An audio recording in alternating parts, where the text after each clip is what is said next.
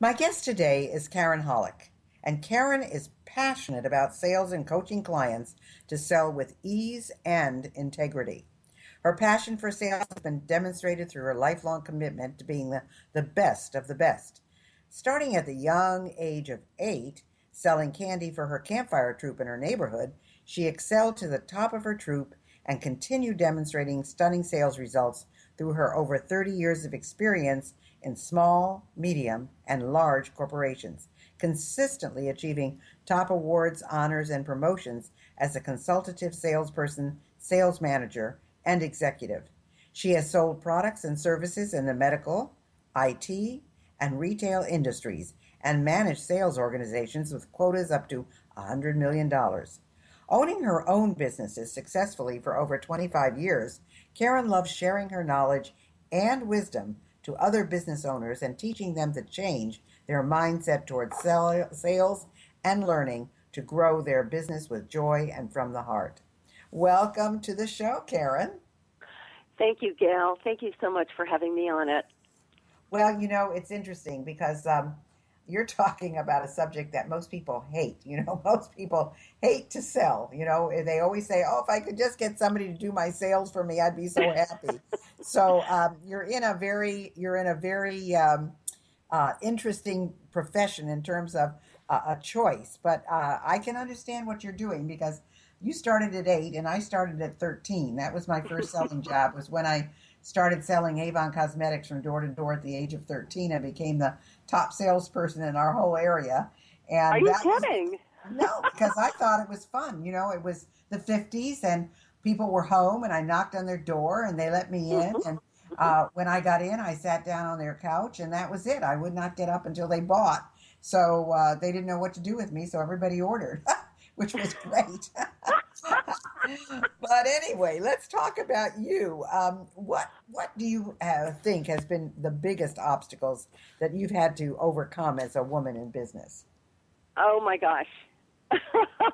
I could probably write a book about that, especially based on my age. I've been around the business world for a long, long time. And by the way, I have a terrible cold. So please ignore. I'm just getting over the era, the part of it. So if I'm sounding a little weird like I'm in a well, just please ignore that. I traditionally have always been, throughout my career, I was either the first woman or among the first women hired. Gosh, with every company I worked for. And, of course, with that came a ton of problems. When you're trying to survive in a man's world, and it was a man's world. I was divorced at a very young age, and when I looked back, I thought, well, where am I going to make the money? Is it going to be, quote unquote, in a woman's world or in a man's world? And I decided to take my selling skills and go where the men were, because certainly in that period of time, which was in the 70s, 60s, early 70s up, that's where the money was. That's the men were making it. So with that came a lot of problems. The companies didn't quite know what to do with me. One of my first selling jobs was with Eli Lilly and in medicine. And it was, they had all male registered pharmacists. So there were issues even like, what do we do with her at a sales meeting? My gosh, we're staying in a hotel. We can't let a woman stay alone in a hotel. So they made me actually commute every day to the sales meeting. They would not let me stay in a hotel. That's And amazing, because that seems so. I mean, that I can't even remember those times because I mean, I always, I've been in business since 1959, and mhm. so I just never. I guess maybe I ran into those things, but never acknowledged them. Let's put it like that, and never saw them. So I just kept blustering through. But well, how did you handle that? Well, I did what they told me to do, but also along the way, I ran into a lot of men who, and I'm not bashing men at this point, I'm just trying to relate the fact of how far business has come for women. And I like to know that myself and a lot of other amazing women have sort of laid the groundwork for, wow, what women, especially younger women, are being able to have now in the business world. But constantly, over and over and over again, I had broken contracts, I had broken commitments, literally contractual commitments that because for instance, with one company in computer graphics when it first started, they hired me at a lower salary right off the bat because I was a woman and they told me so. They refused to pay off the President's Club trip that I won that year because I was the only one who got it. None of the other guys got it. And so because I was the only one, they refused to, they were not going to allow me to go to Hawaii until, of course, I threatened to sue. I never sued across the course of my career, even with broken contracts, excuse me, because in those days, you didn't sue. You may threaten it, but if you ever did, because companies were they just didn't know what to do with women. And if you did threaten to sue, you'd never work again. That's just the way it was. Well, I think it's still that way, Karen, to a point. I think anybody who sues a company today, an employee who sues a company, they're all in kind of hot water, male or female. It's not the best route to take, but sometimes it is the route you have to take, So, but I can appreciate what you're saying, but since you weren't going with a group on that trip to Hawaii, that was a no-brainer. I'm not sure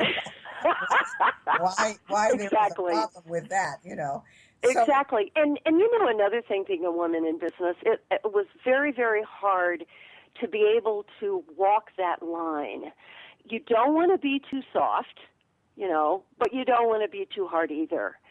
And learning to survive in a man's world, I did, in fact, become very hard. I became very harsh because, I built all these barriers as a woman to try to compete, to deal with all the stuff, all the negativity, all the, well, why do you have this job kind of things.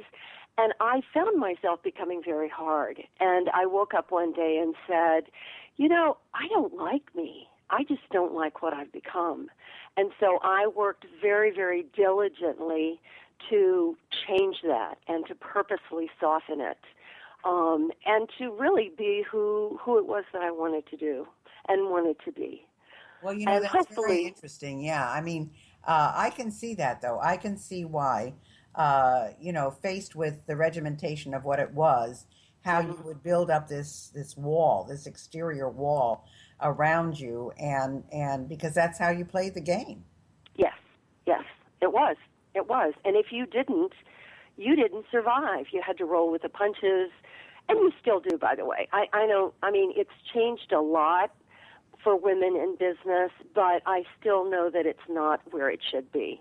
But oh my gosh, have things changed dramatically. Yes, and hopefully, as women in business, we learn from our mistakes. Not always, but certainly, hopefully, over a course of our career. So what made you give up corporate America and decide to start your own businesses?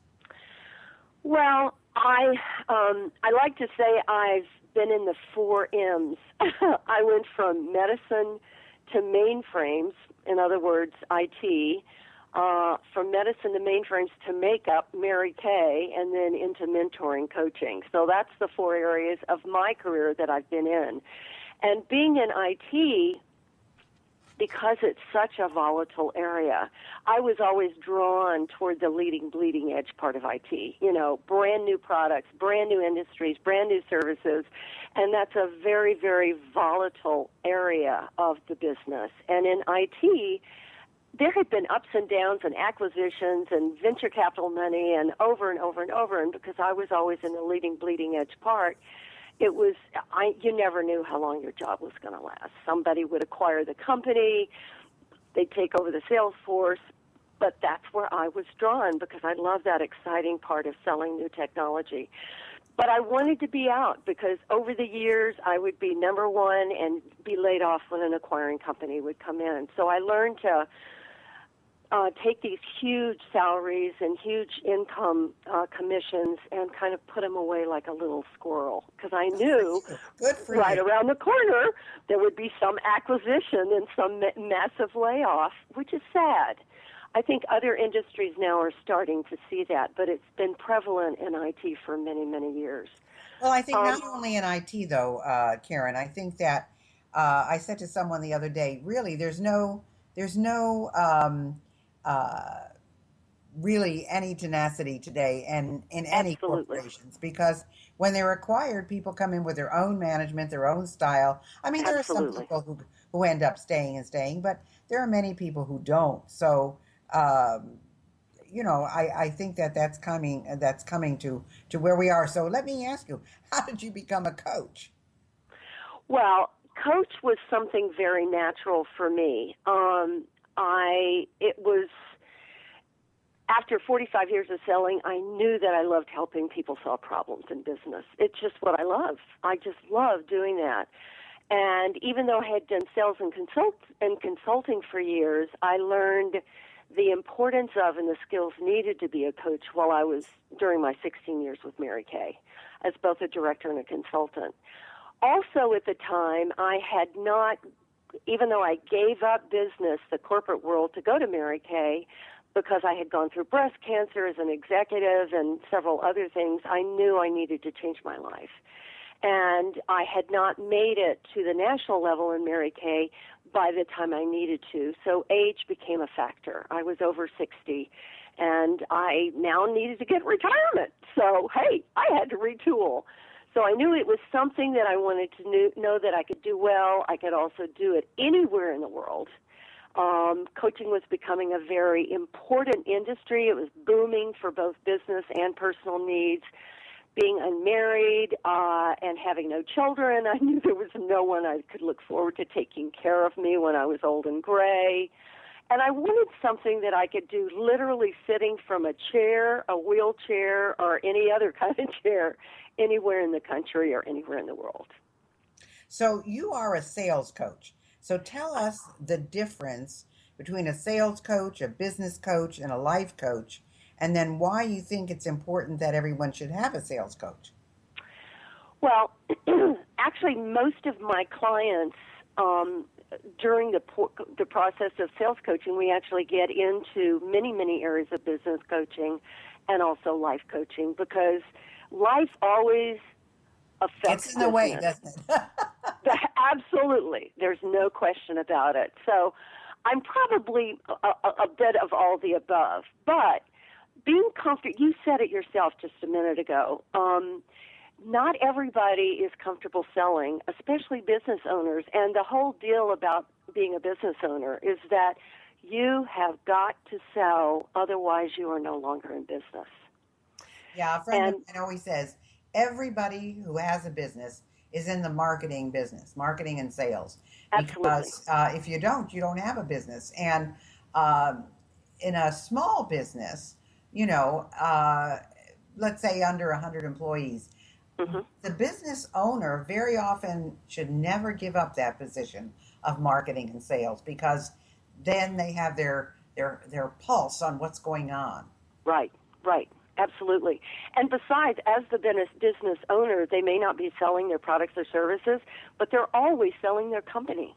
They're selling their company for perhaps additional revenue, for perhaps additional income. They're selling their company for venture partners. They're just always selling. So, and yet, they may have very negative views on selling. And so when as a natural progression, I said, okay, what am I going to do? Of course, I'm going to do sales coaching. And at first, I thought I'd go right to the high-level executive salespeople and sales executives, which is where I was. But then I said, that's not where I want to be. I want to be helping the smaller businesses, the smaller, the entrepreneurs, because that's where I can make the biggest difference. And that's where I can provide the years of successful business knowledge that I had learned and provide it with him. So, what do you think are the most important values that anyone in business should possess? Um, I think it's probably, it goes back to several things. I'm going to break that out kind of between If I'm going to talk about three things, the most important things, it's probably three things. One is they must have an incredible work ethic. If you're going to